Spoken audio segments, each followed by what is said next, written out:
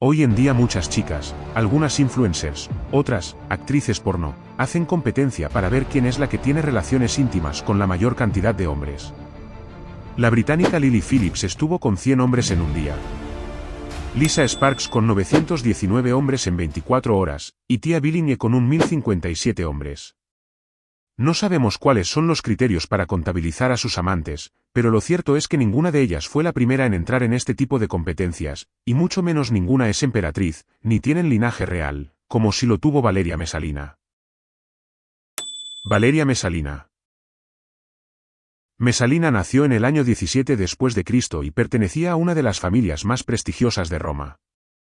Era descendiente de una estirpe aristocrática que la conectaba directamente con los círculos de poder imperial, era prima del futuro emperador Nerón y sobrina del controvertido Calígula. Su matrimonio con el emperador Claudio, celebrado cuando ella apenas tenía 16 años, la colocó en el corazón del Imperio Romano.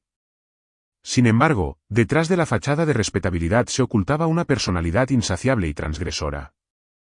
Messalina desafió todas las normas morales de la Roma imperial, destacándose por su apetito sexual voraz y sus actos escandalosos. Según los historiadores antiguos, llegó al extremo de competir con una prostituta profesional para ver quién podía satisfacer a más hombres en una sola noche.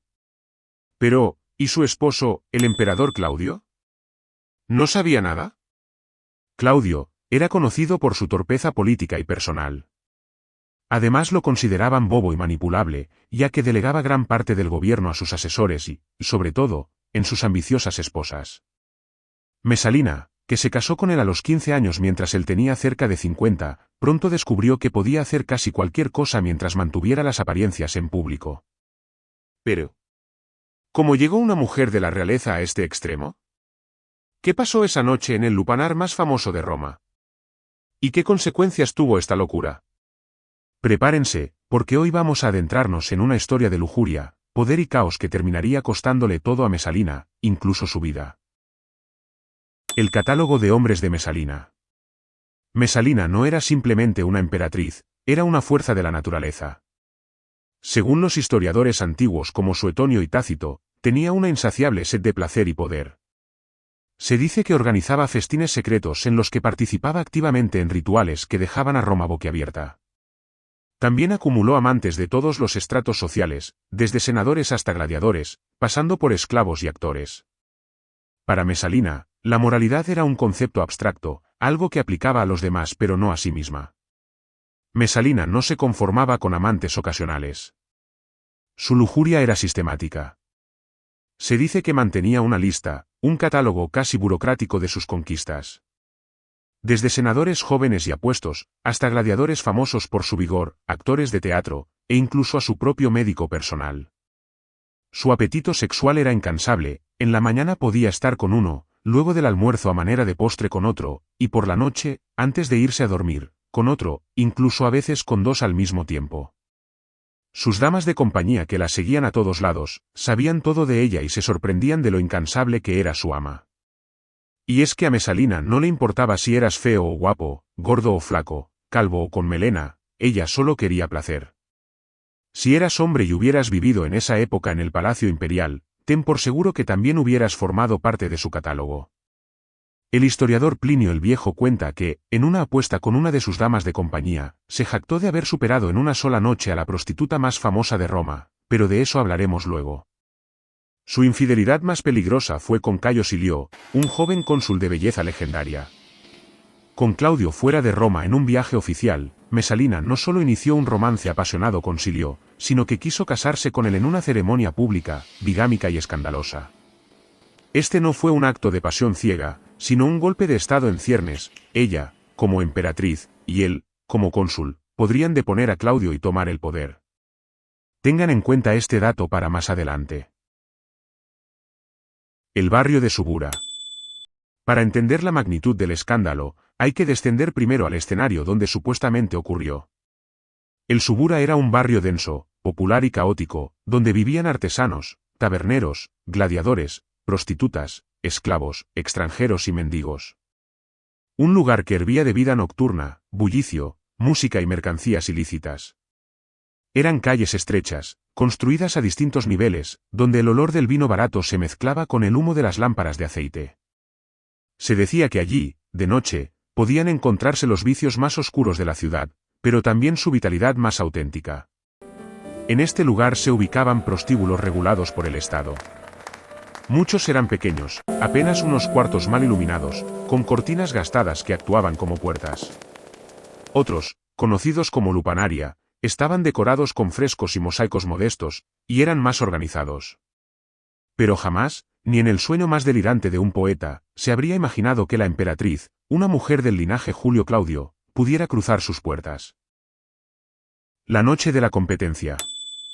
Mesalina descendió al Subura durante la noche, probablemente envuelta en una capa oscura y disfrazada con una peluca negra y enmarañada que ocultaba su rubio cabello de emperatriz.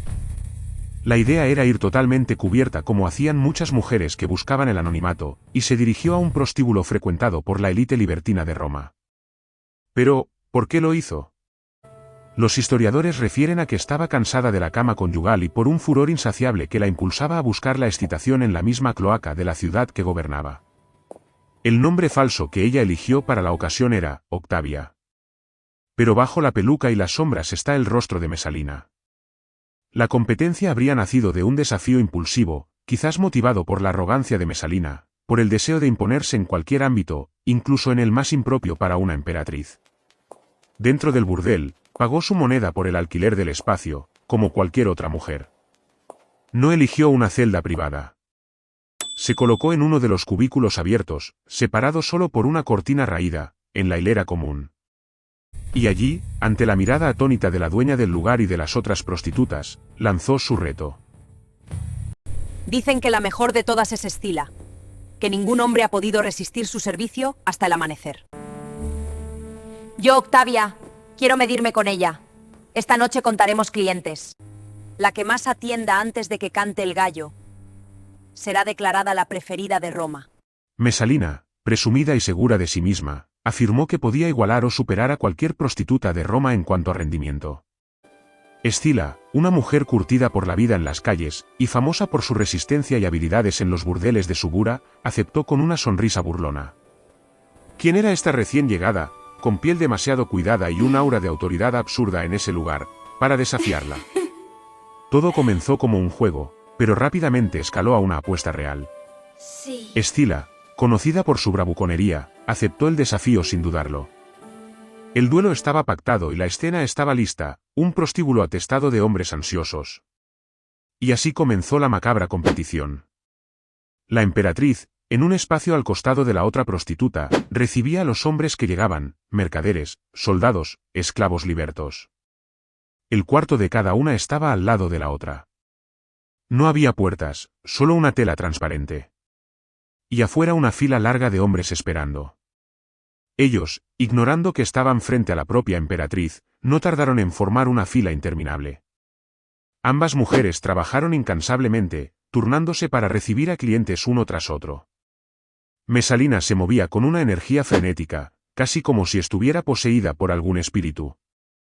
Su objetivo no era solo ganar la competencia, era demostrar que incluso una emperatriz podía superar a las mejores prostitutas de Roma. Entre risas forzadas y comentarios sarcásticos, Mesalina aseguraba a cada cliente que nunca había experimentado algo igual. La pálida piel de Mesalina estaba marcada por las manos ásperas de extraños, el sudor que empapaba su peluca falsa, el olor a sexo barato y lino sucio, el sonido de las monedas de bronce cayendo en el cajón, un sonido que ella, acostumbrada al oro del Palatino, nunca había escuchado de ese modo. Con cada ronda Escila intentaba mantener su ritmo, su compostura profesional. Pero Mesalina no jugaba en términos normales.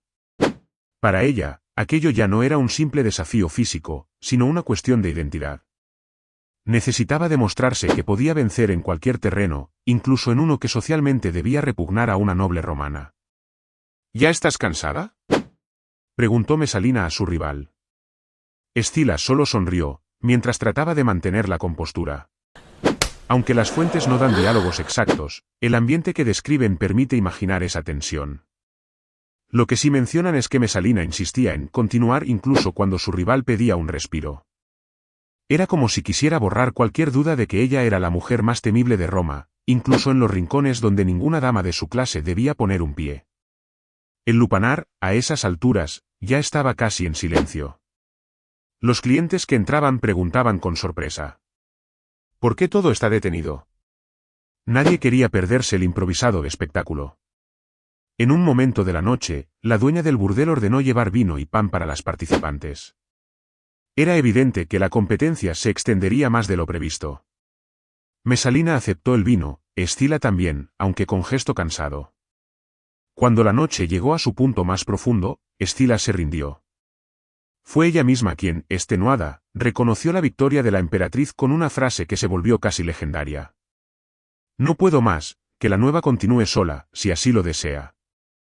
Mesalina, con una sonrisa fatigada pero victoriosa, respondió algo que heló a los presentes: «Por supuesto que puedo continuar». Y lo hizo por un rato más, solo para dejar claro quién dominaba el desafío. Cuando la competencia terminó, el burdel entero quedó en un extraño silencio. El historiador Plinio afirma que el número fue de 25 encuentros. 25 hombres que tuvieron intimidad con la emperatriz camuflada de prostituta, mientras que Escila apenas alcanzó los 20. Según algunos testimonios, Mesalina declaró triunfante: «Ni siquiera los dioses podrían igualar mi resistencia». La dueña, aunque satisfecha por la ganancia inesperada, temía que aquella visita pudiera traer consecuencias. No era seguro tener a la mujer más poderosa de Roma en un sitio así. La leyenda dice que Mesalina ganó. Que cuando el primer rayo de luz asomó, ella aún estaba en su cubículo, algo exhausta pero victoriosa, recibiendo el reconocimiento de su triunfo.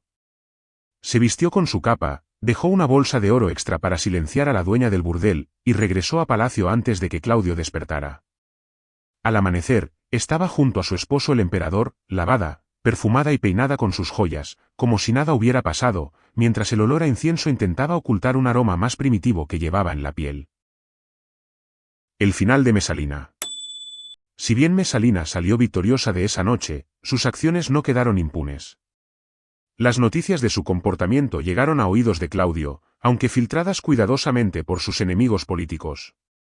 Para muchos senadores y cortesanos, Mesalina no solo era una amenaza moral, también representaba un peligro político.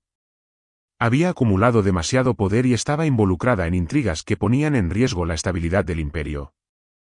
La caída de Mesalina no llegó por la competencia del burdel, llegó, como contamos, por su tentativa de bigamia, al querer contraer matrimonio con Silio.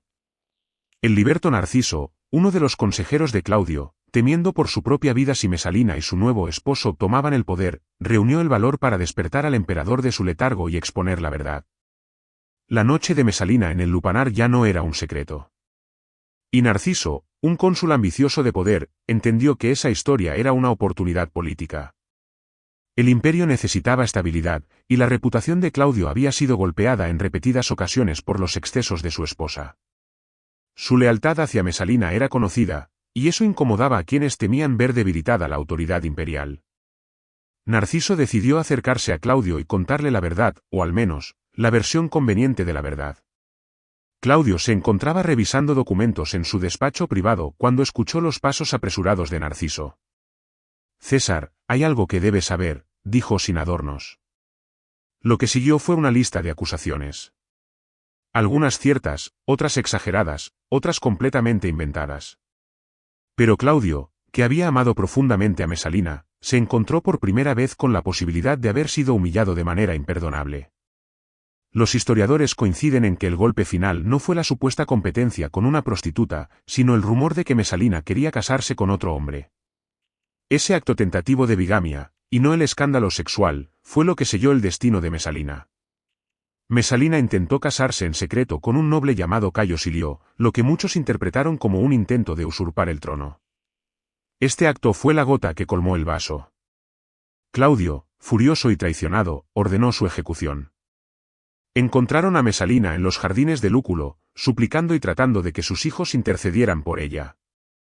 Su madre, Domicia Lépida, estaba con ella, pero ya era tarde. La historia cuenta que le ofrecieron un puñal para que tomara el camino honorable del suicidio, pero que ella, presa del pánico, no pudo asir el arma. Fue entonces cuando un tribuno de la guardia la atravesó con su espada. Claudio, al ser informado, no mostró emoción. Preguntó si ya había empezado la cena. El cadáver de Mesalina fue entregado a su madre sin ceremonias. Mesalina se convirtió así en un arquetipo de mujer devoradora, ninfómana, y la amenaza a la estabilidad del Estado a través de su sexualidad incontrolable. Su historia nos habla del miedo a que las mujeres del poder usen su sexualidad como arma, el miedo al caos que viene cuando los que gobiernan se entregan sin freno a sus pasiones. El episodio de Mesalina no es solo una historia de escándalo, ni de sexo, ni de traición.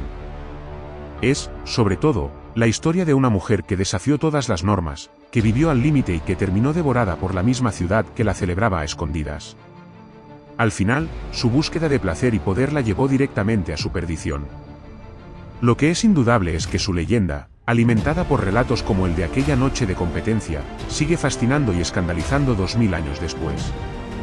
¿Y tú crees que Mesalina fue víctima de su lujuria? ¿Crees que una mujer pueda tener un deseo y apetito sexual insaciable como el de Mesalina? Te leemos en los comentarios. Gracias por ver Historias sin censuras, donde revelamos el lado de la historia que nadie se atreve a contar. Síguenos para más historias.